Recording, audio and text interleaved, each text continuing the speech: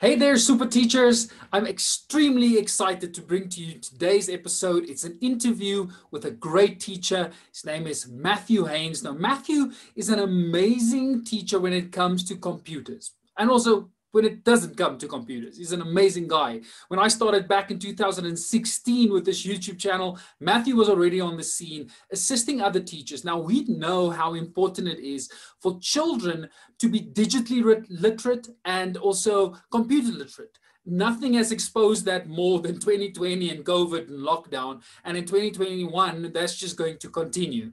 So Matthew is amazing in that he produces content for teachers as well as for learners on how to incorporate digital aspects into their work. More importantly, for teachers, how to start incorporating more and more, technology and platforms and all of these amazing, great tools in your teaching. And I have a sneaky suspicion, and I'm sure you have one too, that for 2021, there's still going to be a lot of online learning, a lot of remote teaching, all of that's still going to continue. So the onus is on us to upskill ourselves, and great resources like the ones that Matthew has produced would help you so much. So what I'll do is I'm going to link to Matthew's YouTube channel and some of his other social media platforms in the comments or in the description of the video and the show notes of the podcast, so that you can go and visit his site and learn more and start using these tech tools in your teaching. But before we jump into today's episode, I wanted to announce that I'll be doing a load of keynote talks. The keynote I've got is called Teach Like a Superhero at schools. And I'm doing this for free to schools that contact me, and we'll have a discussion. So if you want me to present this keynote to your staff, I just need to have 15 minutes in conversation with you so that we can arrange it. So it would be great that if you're interested in me presenting this talk to your school and to your staff, just hit me up on social media. So at super_teacher_F on all of social media. If you go there, just send me a message. Say you're interested in the free Teach Like a Superhero talk, and I will get back to you on that. But without any further ado, here is the episode with Matthew Hains. Stay super. Being a teacher is tough, especially now. That's why we need to motivate, inspire, and support each other. I'd like to invite you to subscribe to the Super Teachers Unite show and learn from the expert guests we have every week. Hi, my name is Francois and I am a super teacher, and this is Super Teachers Unite, the show all about motivating, inspiring, and supporting teachers. And it's been a long time coming, but on the show today, I've got Matthew Hains. Matthew, thanks for joining us. Thank you. Thanks so much, Francois. I'm so excited to be here. It's been a while. I've been waiting forever to get this invitation from Francois. I've been dropping hints and emailing, twittering, but you got him. You got it. I'm here. We made it. Either way, we made it happen. You're on the show. Last minute technical glitches. I thought, oh no, not again, because in our previous interview as well with one of my other guests, also last minute. But luckily, the technology gremlins are kind to us tonight. We have got a live show going. Colleagues, before we jump into today's show, first of all, if you'd like to be part of our live studio audience, you'd like to interact with our guests, we've got some great guests lined up for the future as well. You're welcome to just send your name on WhatsApp to me to the number +27 63 681 6410. I'll repeat that, +27 63 681 6410, and you can be part of our live studio audience and interact with our guests. And then thank you so much to goteach.co.za for bringing you today's episode. Goteach.co.za, a new platform that we've launched that's all about assisting unemployed teachers, retired teachers, student teachers, or even just teachers looking for a promotion post or just a better opportunity, or whether they're moving and they need to find employment at a school, whether it's temporary or whether it's permanent. Goteach.co.za. Go sign up if you're a teacher looking for a job, or whether you're a school looking for teachers. go sign up on goteach.co.za. Matthew, over to us now. I'm looking forward to this interview. I must tell you, when I started back in the day in 2016 with my YouTube channel, you were already on the scene, sharing content and creating videos. So it really has been a long time coming.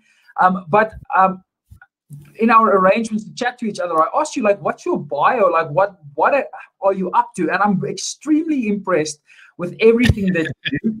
Matthew Hains, ladies and gentlemen, a veteran teacher, 17 years a teacher already,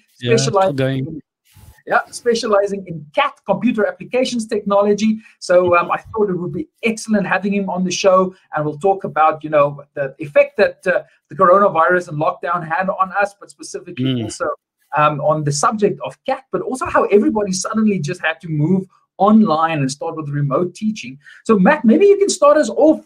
Like, what was teaching like for you? I want to say 4 years ago, pre-COVID, in February.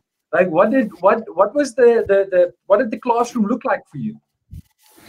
Well, the classroom was are you saying pre-COVID, like before? Yeah. Oh, yeah, no, the classroom was as it always was. I mean, full of computers and full of students. So there was no issues. I think being a CAT teacher, and I think many other CAT teachers will agree with me, is that we were at a distinct advantage when COVID hit us, because the schools shut down. And, well, we just carried on. You know, we just said, well, we'll just carry on doing what we do online because we know our tech, we know what we can do. And so we did it. And I think that was actually the best part and the most fun for me. Okay, it wasn't fun all the time. It wasn't fun all the time. But at the start, it was a lot of fun, because this was like all the stuff we were teaching about and talking about and teaching our students about, and saying, like, you know, this is the skills that you need. And then suddenly they found themselves using those skills. So, yeah, there wasn't too much of a big shift for us as CAT teachers. Well, for me anyway. Imagine that the content that you teach becomes relevant. Oh, yeah, absolutely. Absolutely. It's so much more real, because I had so many students now when I'm seeing, you know, some of the students in the class, because we don't have everyone back, but we have this sort of, you know, 50% at home, 50% at school.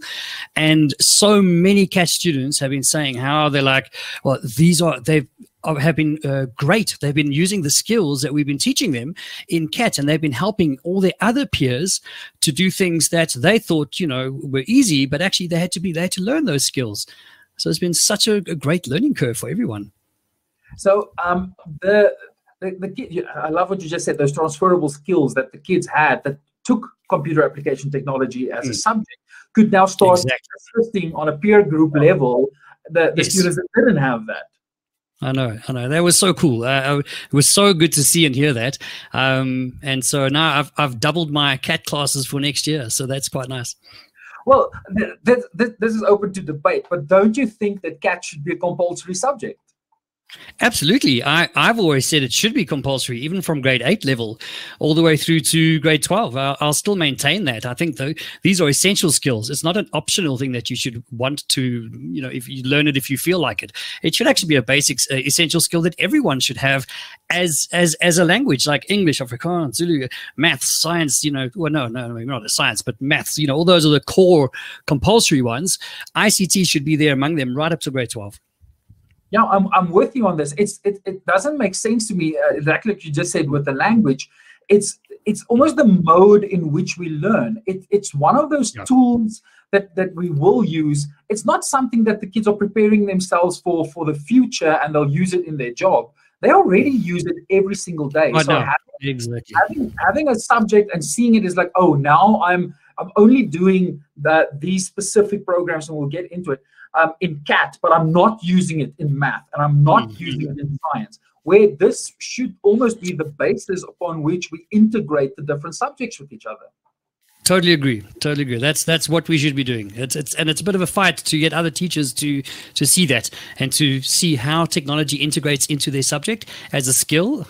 But that's another lesson altogether. So, well, let's chat about that, because I do feel that one thing that happened because of COVID. Yeah, no, I'm throwing you in the deep end. One thing that happened with COVID is that many of our colleagues that didn't use technology for their lessons were now suddenly thrown into the deep end. What was Oh, your yes. your role during this? Did you coach other teachers? How did that go? Oh yes, my role it was hectic at the start, way better now. But at the beginning, I mean, we had very little time to prepare, so we had to figure out. Okay, I had to figure out like, okay, I got all these teachers, and most of them are not as tech savvy as myself. What skills do they need? First and foremost, essentially, and then we can build on those to help them with the rest. And so that's what I had to do. So I put together as much training as I possibly could, created as many materials as I possibly could, made it easy and accessible as possible. And I just started supporting and training teachers, just constantly training and supporting, training and supporting. And that, I think the first 3 weeks of the school's shutdown, I think it was March, was it? April? Yeah, somewhere around there. Yeah. Those first 3 weeks, I think for me were really, really tough. Those were the hardest 3 weeks because as well as having to teach all my students, I was 24/7 involved with all the teachers right across from pre-primary right up through to grade 12. And just assisting those who didn't have the skills that I had and trying to get them to a place where they could use at least basic skills to be able to cope with the online teaching demand. So no, it was crazy at first, but much better now that teachers have been getting used to it and using it more and more. And I've seen that across a whole bunch of other schools as well. Same situations. So if you were to say, like, from a fundamental level, let's say a teacher has got zero tech skills, they haven't been using technology at all, and now they need to start. What would you say should be the first, like, entry level type of advice that you'd give to those teachers? Sure, very tough one. It depends on how little knowledge they actually have in terms of working with a computer. So I'm going to assume they have a basic working knowledge of a computer. They can switch on a computer and they can open up a program. If they can do that, then we're somewhere. Okay. It's a matter of taking the platform that you are using as a school to communicate and deliver content to your students, and starting with that and saying, right, this is the platform we use. This is how you use it. This is how your students access it. And this is how you engage with each other, and just keeping that the focus. And then I know their teaching will take some time to adapt to that, but start with that and get that working, and then they can build on that. So basically, doing something is better than nothing. You don't have to be extremely advanced. Even if you just take what you typically would have done in the classroom and you start doing that online, then that at least is a start. Absolutely. And I found a lot of teachers actually would, even those who were scared of technology, they did whatever they could to cope. So some resorted to WhatsApp groups and sending pictures and taking photos of things. And at least that was something, and then moving towards what we were doing as a school. But at least they were able to use technology in some form. Whereas other schools, a lot of teachers just sort of gave up. They're like, well, I don't know what to do, and nobody can do anything. And they stopped. So there was also that divide as well. Yeah, the digital divide is a massive issue. I think one thing that lockdown has done is it's exposed the digital digital divide, and the fact that we haven't really been working towards this equity and the social justice in ensuring that all of our teachers are equipped to deal with this, and that all of our kids have resources. So I'm not sure the context that you work in, but what is the I want to say the digital accessibility of the children that you guys teach? Did they all have access? Did some of them? What was the split? It's a good question, because I thought I actually have to determine that before the schools went on lockdown so that the teachers knew what they were up against. So what I did was I put together a survey, which I sent out to the entire school, and I tried to ascertain, okay, who's got what devices? What do you have? A phone? Do you have a laptop, a computer, a desktop? What do you have as a technological device that you can use? And what is your internet access like? Because that was a big one. Like, what do you have? Do you have fiber? Do you have ADSL? Do you have dial-up? Do you have dial-up? And anyway, so nobody had dial-up, I promise. But a lot of the guys relied on. That's a big move from where we were a few years ago. Hey, what can I say? We're so good. So a lot of guys had fiber because of the area that we were in, and a lot of them also LTE, very much LTE. So that being said, you'd think like, okay, great, so fiber, everyone's happy. But you know how many times the fiber connections have been going down during lockdown? I mean, it's been insane. So, and that impacts everything. But in terms of our area, it wasn't a very big digital divide for us as a school, being in we're in Bedford View, Joburg, and so that was okay. I mean, I shudder to think what other teachers were facing, and I know what other teachers were facing in their areas where kids, they were lucky if they had a phone to work from at home. You see, now that was the real challenge. I didn't have a challenge like that, and I'm very grateful for that, but yeah. But the point still remains that not all of our kids were on the same digital access level, which not at all. At least if you have the kids in the classroom, all of them are in the classroom and they all get exposed. Yeah. Bad teaching or great teaching, they at least get exposed at an equal level to teaching. In this case, the technology made that whether it was a good teacher or a bad teacher, it doesn't matter. If you can't get into the classroom, you don't have access to the education. Exactly. Yeah. No, that's very true. So I think one of the things, and I've mentioned this with many guests before, is that the fact the teachers that were already au fait and the teachers that were in a rhythm and already did were okay with technology, they seem to have thrived during lockdown. So where did your love for computer applications technology come from, and why did you decide to start recording the videos and stuff that you did back in the day? Oh, okay. Well, I think I'd always been involved in technology in one way or another in terms of learning and stuff, because even as a look, I never had computers in high school. We didn't have computers, and we didn't have computers in college either.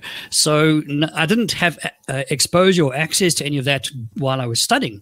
But after that, I remember teaching myself HTML with Notepad in Windows 95 and learning how to design things and create things. And I would help people fix things on their computers. It just, I was eager to find out how things worked.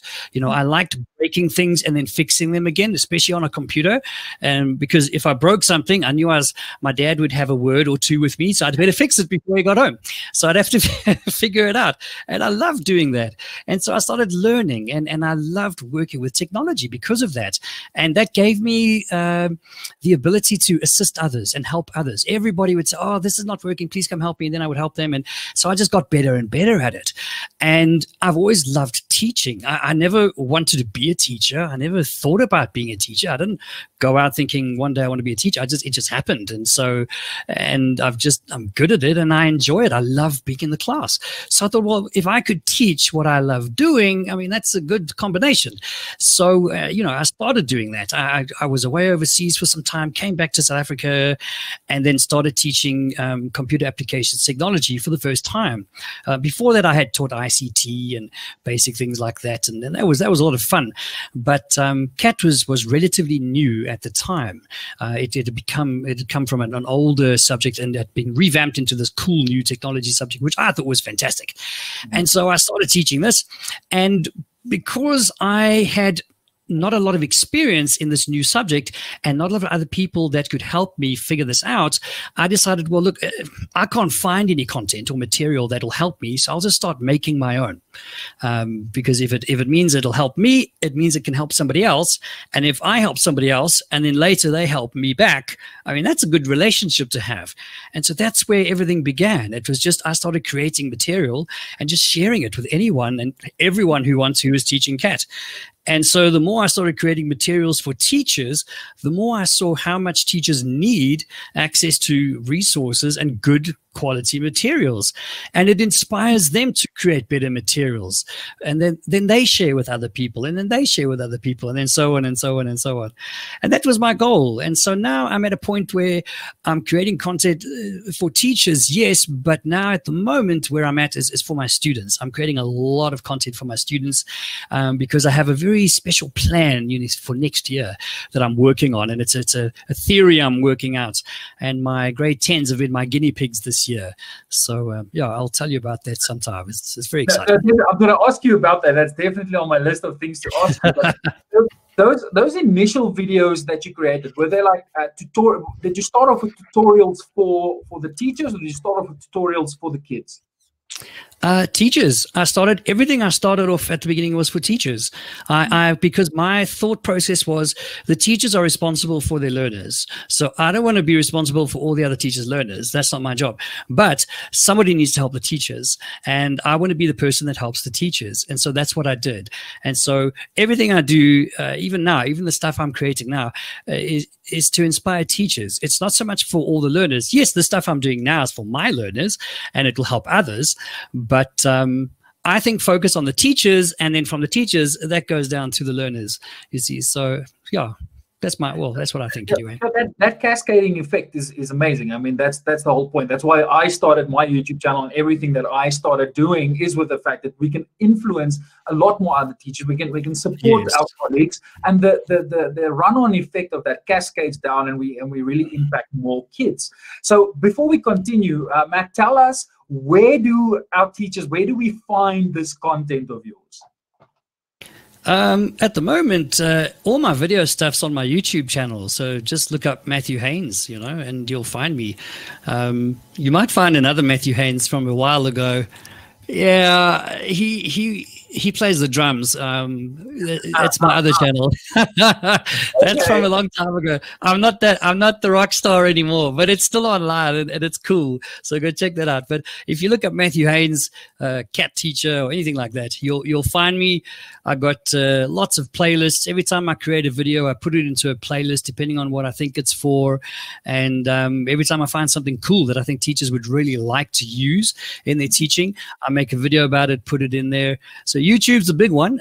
I share everything on my personal website now, MatthewHains.online. That's kind of, I started Tech Teachers, and that's still going, techteachers.coza. That's been going for quite a few years now, and that's awesome. And then I moved on to my own site, which is kind of just my stuff. Anything I create or write about or blog about, I share that directly on there. So teachers can go straight to my blog and see all my material there as well. So a couple of avenues there. Just Google me. You'll be all right. Exactly, and I think that was the great appeal, is that eventually when I got on the scene, I saw you sharing everything on Twitter and on LinkedIn, especially. You were an adopter of the LinkedIn content platform, and then of course the Facebook and so stuff. But that's what I want to encourage teachers to do. When if you had to peg a time, when did you start with your content? When? Probably 2013, 2014. Yeah, probably, around about 2013. And that's when I started. Basically, what you're doing, you are documenting the journey that you are going on. So it's like a journal, but it's a digital journal that you can share with a lot of teachers, and they gain from it. And what I would encourage teachers in doing is exactly that. Start documenting your journey. It doesn't matter what your subject is. It doesn't matter in which school you are, primary school, high school. Start telling your story, because here's the thing. You can't become what you don't see. If we don't see best practice, if we don't see super teachers out in the wild, how can we ever strive to be like our better colleagues? If we want to improve and become like or improve ourselves, then we need to see what other colleagues are doing. And in this day and age, you're not going to walk into anybody else's classroom. We know teachers are a bit reluctant to let anybody just into the classroom. Sacred domain. Exactly. And it's so isolated. And those of us that are comfortable with doing it, and I want to almost say the teachers that aren't comfortable with it must really, really try and do this. But document your journey, because number one, you'll quickly realize that you know a lot more than you think you did. And then secondly, definitely. other teachers are going to learn from you, and we're going to learn from each other. Yes, I completely agree with that. In fact, it's something I've always told other teachers is never be scared to share anything you make. Because at the beginning, when I started sharing stuff, teachers loved getting stuff but hated giving stuff because they were scared about what other people would think about what they created or how they taught. Or, you see, and I had to get past that point as well. I mean, I would freak out if anybody came into my classroom and watched me teach, because I would think like, what are they judging me on? What am I doing wrong? And what should I be doing better? It's very you can't think like that because it holds you back from everything in your teaching. So I told teachers, start a blog for your class or start a blog for your subject. Connect with other teachers. I always tell teachers this in other subjects. I say connect with other teachers in your learning area and just share, whether it's advice or information, pictures, stories, videos, anything. Share, because you learn from each other, you grow with each other.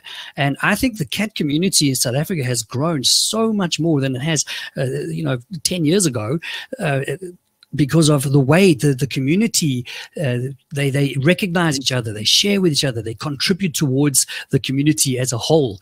And that makes a big difference to the teaching as well. Yeah, exactly. And why reinvent the wheel? If somebody has already created the content and they are open to you using it, why create something from scratch? As long as you give credit where credit is due, you reference your sources, and you share Matt's YouTube channel and you share his website. I mean, that's the point. That's the whole thing. Yeah. Let's learn from each other. Let's encourage this. Matt, before we continue, I want to encourage our live studio audience to please vote in the polls at the end of today's episode. And Matt doesn't necessarily know this, but we are going to do a design a lesson challenge, impromptu. We are going to design a lesson. The two of us will design something together, but that will all depend on the votes that we get in the poll. So you'll see in the polls, there is a question on the subject that you want us to cover, and then the phase. So whether it's foundation phase, intermediate phase, senior phase, or FET. So okay, I'm voting for CAT. I'm voting for CAT right now. There, done. My vote is cast. CAT. Everybody. Well, that's your vote. I know what the audience typically does, and they would circumvent your wishes because we want to move outside of our silos. But let's see what the audience votes for, and then the two of us will create a lesson together at the end. Oh my goodness!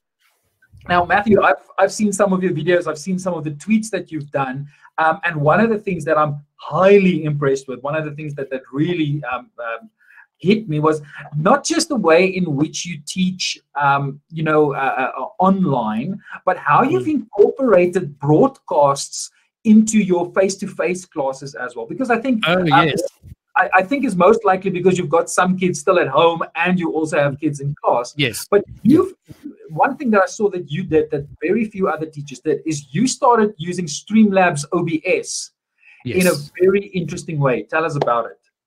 Oh, man. Well, I mean, I've always tried, because I'm a technology person, I want to see what else I can do to make my stuff cooler than the other teacher. You know what I mean? It's terrible, but it's true. Like, I want to be cooler because I can do cooler stuff, It's terrible, but maybe edit this out later. I don't know. It's too late. I already said it. No.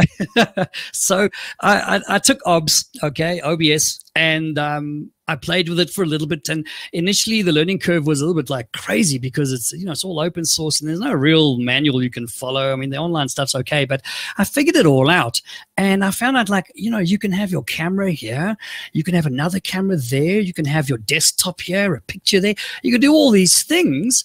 And I thought, well, let me just put that into my teaching. So what I'm doing is I've got my webcam in front of me. I've got another little camera on the side there in my classroom. I've got another little camera just on the side. So I've got two cameras. One's on me, one's on the class. I've then got a virtual camera, which is my actual desktop of my monitor that I want to share with my class. So when I share, so for example, I'll show you, I just switch. So I don't know if you can see it as my camera now, but I don't know what you can see. What can you see? Can you see? I'm seeing you sharing content and scope. That's Cool. the screen I'm sharing. Okay. And am I in the picture as well? I mean, can you see me? No, you're not. No, you're not. Oh, okay. So it's cropped it off. But what I can do is I can just sort of flip between anything I want to. I can make all these different setups in OBS, and whatever I want to show, I can just click and then I switch between that. So I set up all my cameras, my pictures.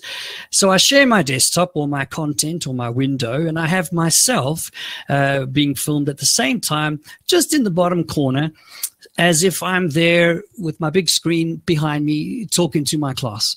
And the reason I like doing that is because I want the students to feel like they're still there with me in the class, because I know they don't like being at home, having to just look at stuff online.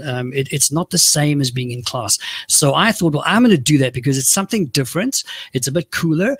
And they also have that connection. And one of the secrets for that is I have found is the kids enjoy it when you're on the screen.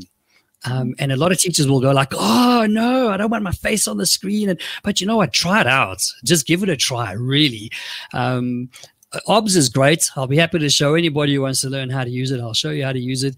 But it just helps. And you know, I look into the camera and I talk to them, and I record everything I do, you know, so they can always go back and look at it. So OBS is nice. Different screens, different pictures, different layouts.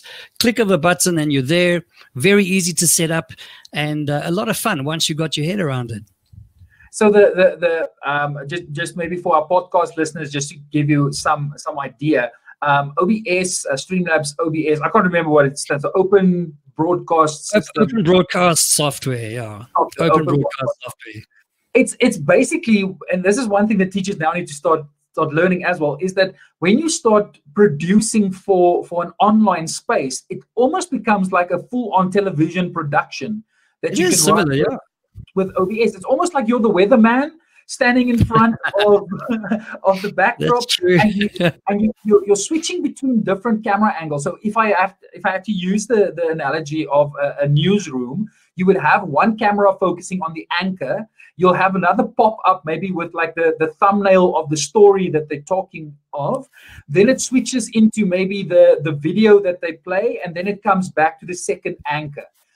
All of this you can do with Streamlabs OBS. It's a broadcast system that you can design an amazing lesson where you jump from one point in the lesson that you want what you want the focal point to be. You can move that onto another focal point whilst having your face. And this is one thing that I agree with you. We don't, if we teach face to face, we don't hide ourselves behind a desk and the kids just hear the voice. They see you as the presenter, and there's an element, that human element, your unique teacher persona brings something, contributes something to the classroom. So why now, when we go online, suddenly you want to hide away? Yeah, exactly. No, it's true. And, you know, OBS really does make it a lot easier, and it's simpler than you think. I mean, at school, I've just got a green piece of material behind me stuck on my wall. Here at home, I've just got a blue paper on the wall. That's all. It's just blue paper behind me. And you know, it's a blue screen and a green screen. That's all. You can use any color, actually, but green and blue are good. But it develops you as a teacher as well, because you're so much more engaged with your students and your content. Once you get over the technical skill that's required, I mean, it's actually a lot of fun. It is a lot of fun, and you can really make very relevant lessons that uses almost a language or is using a modality that our kids already know of. They are watching video gamers on Twitch who use this technology. They're already comfortable with it. So why not get into that? If we want our kids to start paying attention, then they can sit and watch video games, other people playing video games for hours. It's interesting. Yeah. Interesting point, though, because last year, this is why I decided to put myself in my videos, because people ask, like, so why are you in the video if it's about the content? Well, actually, what I did was I had two classes in the same grade, and I presented some content to them via video. The one class, I did it via video without me visible. on the video. The other class, exactly the same video, but this time I was on the video as in a little square in the corner. And I watched to see what type of work they produced and how they worked while they were doing this.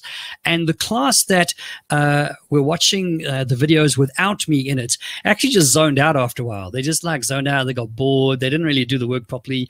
The other class that were watching the videos with me in it, like just a little square block in the corner, they were actually a lot more engaged with the videos. They watched the full videos. They were engaged with the content. They did better in the material that I gave to them. And my reasoning was, when you look at when they go onto YouTube or any platform online video platform at home, there's always someone on the screen. Always. There's always someone. The YouTubers, they're on the screen. It doesn't matter what size, they're always on the screen. That's what the guys are used to. That's what they react to or connect with. So I thought, well, I'll do the same. And that's why I make sure that I am in my videos, because my students, they can see me, they can hear me. They don't just have the screen moving and see a mouse moving around and clicking on stuff. And that engagement or interaction has made a big, big difference. And I'm constantly asking my students, who I'm working with all my grade 10s now, guys, how's it working? Is it still, what do you think about the video? Is it good there? Am I too big? Am I too small? Am I too loud? I'm getting their input and feedback all the time to see, does it keep them engaged? So teachers must never be scared to put their face on the screen, really. No, I'm with you on that. But one thing that I heard from you here is quite a research-orientated mindset, and I know you're currently enrolled for your master's in education in ICT. Yes. Tell us about that. What are you currently studying? Well, I started doing my master's in 2018. Information and Communication Technology in Education is the broad group. And I am in the middle of my, what's called a minor dissertation, which is incredibly stressful. Very, very stressful. Oh, my goodness. But anyway, I chose to do my research on how teachers experienced the transition from physical class teaching to online teaching, and documenting their experience of that. Like, what were the things they struggled with the most? What did they feel? What were the challenges and the battles? And how did that compare to how they taught when they had a full class to how they were teaching while they were online? What changed in their methodology? What changed in their pedagogy? All of that. So it's a lovely topic. I'm just trying to get more schools to do my special, what's it called, a poll, a survey that I've sent out to a couple of schools, just to get more data in. I just need more data. But such a lovely topic, and so relevant because it was so present in that moment. Everyone was literally experiencing everything that I'm busy researching. So I couldn't have asked for a better time to do it. So for your master's study, COVID came at exactly the right time. So that it was beautiful, beautiful. Okay. So Matt, I'm gonna tell you this. I want you to send me the link to your survey, because what I'll do is I'll share that on my network of teachers. Oh, thank you. Yeah, it would like just to get some data in. Would make a big difference. Let's assist a fellow teacher and a fellow researcher. So if I get that link from you, I'll share it on my database of teachers, and then the people that can complete that, then at least we increase the sample size of your study. And if we can help you in that way, that will really help. I mean, you've been giving to teachers the better part of this decade. It would be a great thing if everybody that watches the Super Teachers Unite show and everybody that is part of the community, if we can help out another super teacher like this. Oh, thanks. Thank you so much. Matthew, tell us about your plans for next year. You already alluded to it a little bit. So what are these grade 10 guinea pigs of you going to get up to? Well, what I've been doing is this whole year, I have started, and that's why the reason you see all of these YouTube videos. I mean, I've got about 160 videos now that I've been making. The reason I've been doing this is because I use a program called OneNote. I mean, a lot of people know Microsoft OneNote. It's a digital file portfolio system thing. And what I've been doing is I've been taking all the material that we would need to teach over the year for that grade and creating all my lessons that I would normally teach in class, but in a video format, and then just making it available. So I've got in my notebooks, I've got the all the materials that they need. I've got the lessons that I've made. The videos are there. With every video, there's then an activity or two that they need to do, and everything is in the notebook. So when you get the notebook, it's a completely self-contained knowledge base of the entire subject for that year. And I've made it a journey for the kids. So there's like 3 levels. There's level 1, which is Trinity. Level 2 is Sierra, and level 3 is Summit. Those are the names of the 3 fastest supercomputers in the world. So that's where the names come from. Cool. And so the student will start at Trinity, grade 10, work their way up to Sierra, finish off at Summit, and Summit being the summit of a mountain, that sort of. I thought it was pretty cool to think that way. And so everything is in this notebook. And all that my students do is, I thought, well, instead of me dragging everyone at the pace that I teach, everyone learns at their own pace. So if they have access to the materials and the lessons and the assessments, and they work at it at their own pace, the ones that are brighter or ones that sort of just get the content more easily, they'll just go ahead, which is great. I mean, I don't want to slow them down. And the other ones which require a little bit more help, some assistance from me, I can work with those. And that's what I have been doing this whole year with my grade 10s. So the grade 10s who are happy with CAT, they just go. They just like eating up all the stuff and just working their way through. I just keep an eye on them. Everything's happy. I'm happy. Great. You keep going. The other ones, I can see who needs help. So now I can focus on those. So it frees me up from having to teach, so to speak, the whole time and have everybody work at the same pace. Everyone now can choose, well, I'm going to do this lesson and I'm going to do that one, and then I'm going to do that one. And they can sort of go through at their own pace. And it's something I've tried, and it seems to be working so far. So next year, these guys will now go to grade 11. I'll then redo that for grade 11s. But next year will be the first group of grade 10s that will then have access to this massive knowledge notebook that I've created. And I'll see how they do, because now I should be able to put it into a more real-life test, because now I don't need to engage as much physically. They're going to start working through it, and then I'm going to just be guiding them. And I think I should be more of a guide and facilitator than somebody just standing up saying, okay, let's everyone do this. Now click here, now click here. They're going to learn on their own. So it's going to be very interesting. Yeah, so basically, if we bring it back to your theoretical framework, what you're working on is self-directed learning. So yes, very much so. Direct their own learning, going at their own pace through it, and you, instead of you being the sage on the stage, you become the guide on the side. Guide on the side. So that's what I think the majority of learning should be. If you look at platforms like Udemy or Skillshare, people enroll in courses and they work through it in their own time with support from facilitators. And I mean, that's right. That's definitely a way of looking at how we can start almost compartmentalizing our subjects or our programs for our kids to pass through school. Why is it, I've been asking this question so long, why is it that we have to have cohorts that are the same age? Why can't we let kids move through school in their own pace? And I know that there'll be a lot of educational psychologists on my case about this one. But that I agree. There's a lot of potential in what you are doing here, and if I have to do the academic thing and tell you that, listen, when you want to do your PhD, that would be such that would be such an amazing study for you to do. And I'm already calling dibs on being your supervisor. I know my other colleagues at UJ are going to go, no, hands off my students. But if that's something you're ever considering, I mean, that would be such a great PhD thesis to work on, and you already have got a lot of the content. Sounds good. Okay, we'll talk. Hey, I've got it on air. So this is recorded. I'll say no now. No, that's great stuff, Matthew. Thank you for that. So I want to ask you two questions. It's typically like quick fire questions, but we end up spending a lot of time on this. But what would you say is your superpower?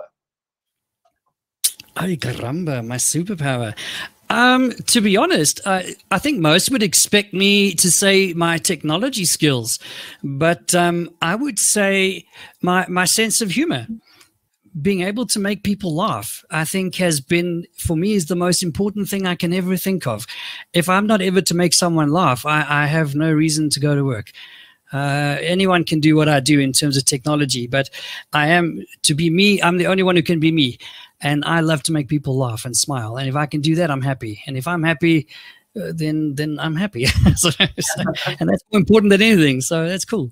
Yeah. And I think a lot of the student teachers and newly qualified teachers who watch the show, they like this question because they want to see what the characteristics of a super teacher is and start to include. But it's not like, when you say your humor is your superpower, it doesn't mean you're a clown. It doesn't mean you like think of jokes to tell in the class. Well, not always. Well, I actually do tell a joke every day to my class, but okay, it's okay. Okay, I mean, it's not being humoristic or including humor in your lessons doesn't mean that you're trying to do slapstick. You're trying to purposefully make something funny just for the sake of it. But it's got to be from yourself, from inside. It's got to be natural. Because if you've got a personality that doesn't lean towards like including humor in the classroom, that doesn't mean like English teachers. Oh, shots fired! Or maths teachers. Shots fired. Oh, shots fired. Okay, so Matthew, please, my colleagues, that was my guest. The opinions of our guests. Hey, I'm just calling it as I see it. So, but oh no, the number of people just dropped. And then there we go. That's the end of the show. Now, the banter between the math teachers, the English teachers, and the rest of us, that's an ongoing thing. But the point being is like, find out what your strength is, find out what your unique superpower is, and then double down on that. If it is your emotional connection that you make in the classroom, I mean, if that's a power, and that's power that I don't necessarily have. I'm with you on the humor thing and making connections, but on an emotional level, I'm probably a bit more distant in the classroom, where I've got colleagues that are extremely emotionally involved and can make a connection with kids. Like we don't want the same type of teacher in every single classroom. That would just be boring. So before I ask you the next question, I want to ask our studio audience one last time to go and vote in the polls so that Matt and I can do our design a lesson challenge in a few minutes time after the question I'm going to ask you now. So please go and vote in the polls if you haven't yet. Matt, tell us about a teacher that made an impact on your life, like the super teacher you had in your life. Well, you know, there have been quite a few actually, and one or two I can think of. I've been able to contact and say, like, thank you for everything, because you were like an awesome teacher. And I mean, there were a few, but if I had to think back, and most of us would go back to high school because that's probably the most we can remember. But I actually had a teacher in primary school when I was just a kid. Well, I mean, what was I? I was an adult in primary school, but I was just a kid in primary school, and she was our music teacher. And she went out of her way to teach us and make music the most interesting subject of all, even though none of us paid attention and none of us had any idea what was going on half the time. But it was only many years later when I realized that I had such a passion and love for classical music. And I had a knowledge of, my wife says I'm autistic.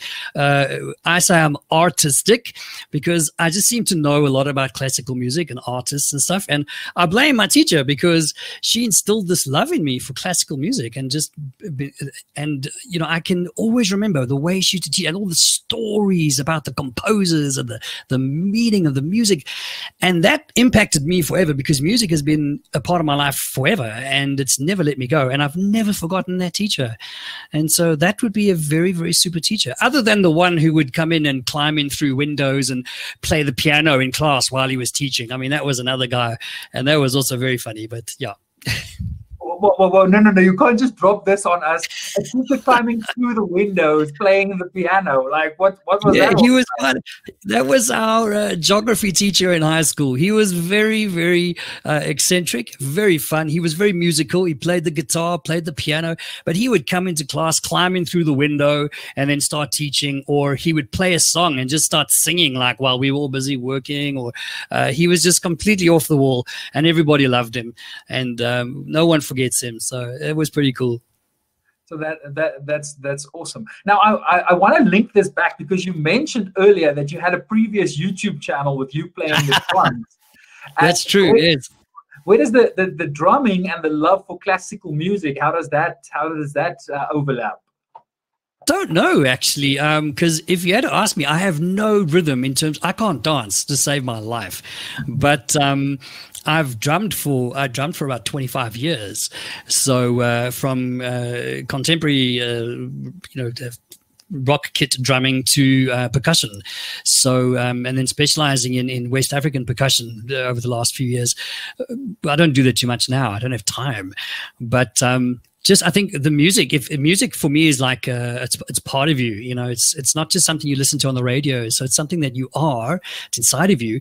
And I think I've always just had that. I think I got that from my mother. She sang and played all kinds of instruments and stuff. And so I just sort of got that, and that stayed with me.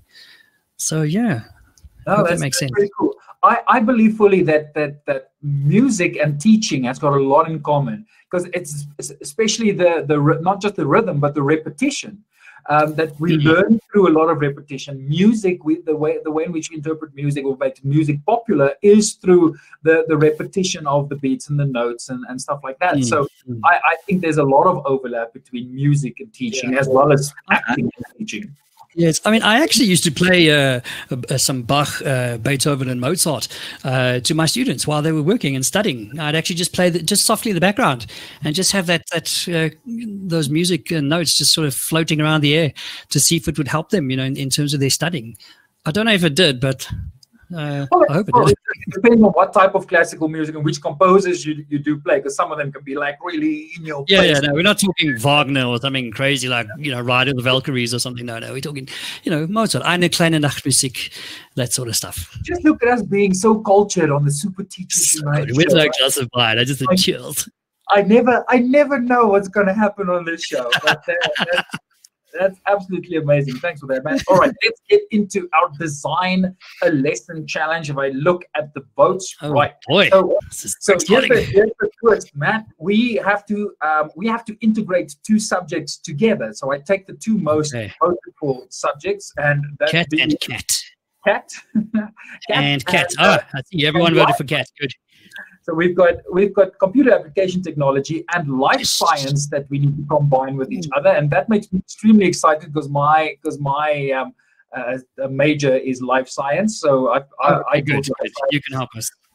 So we're good there between the two of us, and then we've got the phase that our teachers want us to design a lesson for is further education and training. So that's grade 10. Awesome. Love you guys. Also, both of us high school teachers, so this is quite cool. Okay, so now what we need to do, and we can have some assistance from our audience on this, if you've got specific topics in mind that fit with life science and computer application technology, you can just put that in the chat. Let's see what our audience comes up with. Otherwise, the two of us will thumbsuck something that's in the computer application technology curriculum and what is in life sciences curriculum. So, Matt, what would you say? Where do you think does the intersect lie between life sciences and computer application technology? Well, for me, my instant gut reaction would take me to take the content and materials that you would come across with in life science, of which I have no idea, but I would integrate that with things like augmented reality and virtual reality and bring that into the scope. So you have complete 3D immersive experiences with the subject matter that you're working with, and have or students designing a small little virtual walkthrough of a cell or something. Do you do that in life science? I don't know. So there's two things that I'm thinking of. So definitely going to life systems. One thing you've mentioned, if you can build the cell So the difference between the plant cell and the animal cell, if you can build a VR or an AR interaction in that way. Nice. By the way, is that part of the CAT curriculum? Is building like VR and AR? Unfortunately not, no. VR and AR, although we speak about it, it's not in the curriculum in terms of content material, but it doesn't stop us from exposing our learners to that. Mm-hmm. But that's a nice way that we can go from the life sciences angle, including technology like this, because the other one would definitely be organs and organ systems, understanding how they interact with each other. Because the one of the major challenges with textbooks or images is you don't see the real-time interaction. That's why animations and video help a lot. But if you can in a 3D version or 3D modality include visual reality, or you use augmented reality, as you said, even if it's just on a textbook level, if you can have an AR app that you scan over the image and it shows you, for instance, the circulation through the heart chambers itself. Because that's a very difficult concept to get. There's a lot of phases, a lot of steps. But then having AR or VR to like immerse the learner in that. In fact, what's nice is bringing an element of games into that as well. I've saw and had a look at a teacher overseas who, was it Finland or Norway? I don't know, one of those funny countries where you can't pronounce their surnames. And they created in Minecraft the human body and all the systems in the human body in Minecraft. And so they had all the various functions that take place inside your body built, with all these blocks and things and all the processes that happened and took place, and you could go and explore it in this virtual world. It was so cool. So there's another idea. That's amazing. So do you incorporate a lot of Minecraft in CAT? Not a lot, but I did get a really good chance last year, which I'm going to try and do again next year. I'm going to redo it. I created a Minecraft world where I built computer parts, computer components, which then illustrated the input, process, output, and storage cycles of a computer system.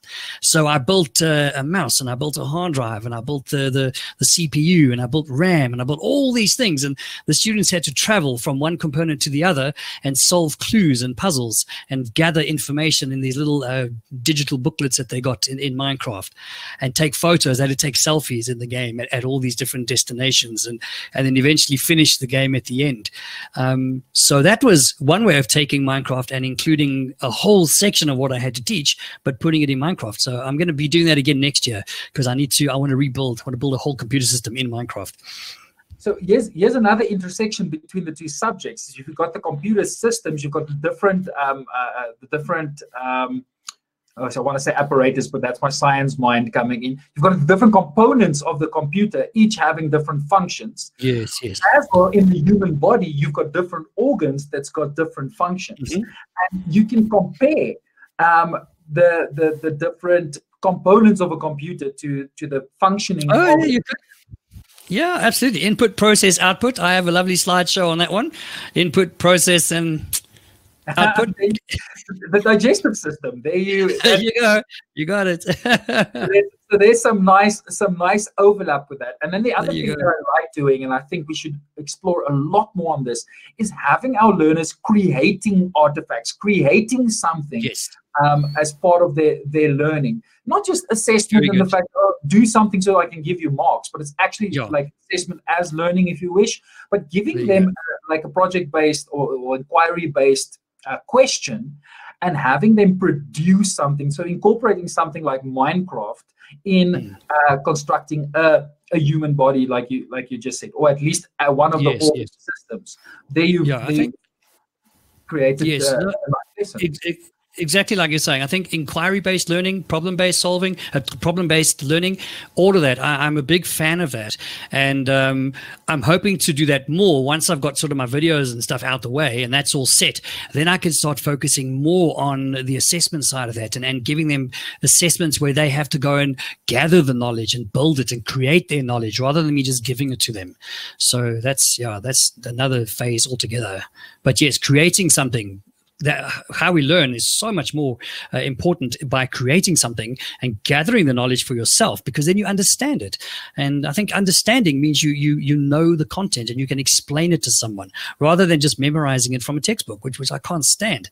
Yep, exactly. We know, and this is something that comes from the CAT curriculum, of course, as well, is that memorizing is already being replaced. I mean, Google is there for a reason. We don't really need to memorize a lot of things anymore. No, we don't. Our smartphones are already like a second memory for us. I can probably remember 2 telephone numbers, one from my childhood and my own. That's probably the only thing. The rest I'm outsourcing to my computer in my pocket. Yes. But the point being that it's so much more important to be able to explain concepts, elaborate on it, and apply those to unique circumstances. Then we know that our kids really understand the content. That's very true. So I'm excited about the lesson that we just created on the fly. Or at least I'm going to go teach this. I'm teaching this tomorrow, man. Awesome. Let us know how it goes. If some of the other teachers that are listening to the podcast, watching the Super Teachers Unite show, take this, put it into your content.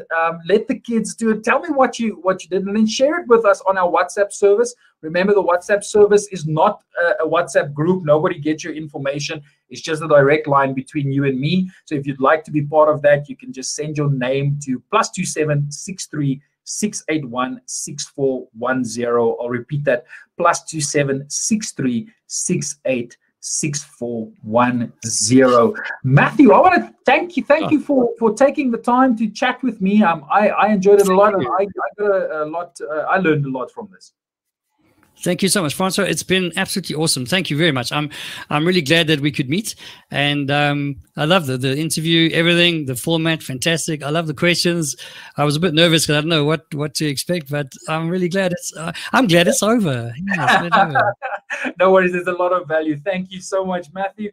And then just thank you to goteach.co.za for bringing you this episode. If you're an unemployed teacher, student teacher, retired teacher, or looking for another position at another school, go register on goteach.co.za. Or if you're a school looking for great super teachers to come and work at your school, go and register on goteach.co.za. That's it from me for now. Until next time, my name is Francois Nordier. With me, I've got Matthew Hains, and we are Super Teachers.